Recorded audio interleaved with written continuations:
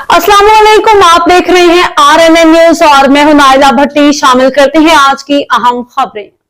National press club Islamabad पर police का हमला बदतरीन दहशतगर्दी है। Press union of media and journalist group all Pakistan PUMJ के बानी व मरकजी चेयरमैन अलीम रऊफ अराई और मरकजी सदर डॉक्टर नजर हुसैन अराई ने नेशनल प्रेस क्लब इस्लामाबाद पर पुलिस के धावे की शदीद अल्फाज में मजम्मत करते हुए कहा, प्रेस क्लब आज़ादी सहाफत और आज़ादी इजहार का किला है। इन पर हमला जमहूरियत और अवामी हक के राय दही पर बराह रास्त हमला है।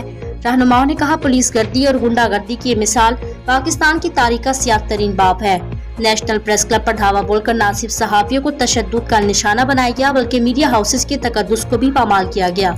ये इक़दाम आज़ादी इजहार को दबाने और सहाफत को बांधने की नाकाम कोशिश है जिसे किसी सूरत कबूल नहीं किया जा सकता। PUMJ की रहनुमाओं ने कहा, ये हमला नेशनल प्रेस क्लब पर नहीं बल्कि पूरे मुल्क के सहाफियों पर हमला है। इस जुल्म के खिलाफ आवाज बुलंद करना हर कलमकार और हर बाशा और शहरी की जिम्मेदारी है। अगर मुलविस पुलिस एहलकारों को फौरी तौर पर मुअत्तल करके महकमा से बरतरफ ना किया गया और इनके खिलाफ सख्त कानूनी कार्रवाई ना की गई तो सहाफी बरादरी मुल्क की एहतजाज पर मजबूर हो जाएगी। बानी व मरकजी चेयरमैन अलीम रऊफ अराई ने वाज़ेह किया, हमारा एहतजाज इस वक्त तक जारी रहेगा जब तक मुलविस एहलकारों को महकमा पुलिस से मुकम्मल तौर पर निकाल बाहर न किया जाए और इंसाफ फराहम न हो।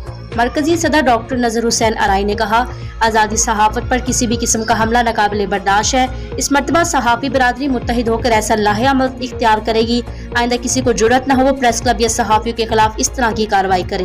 अब तक के लिए इतना ही। मजीद खबरों और अपडेट से बाखबर रहने के लिए देखते रहें।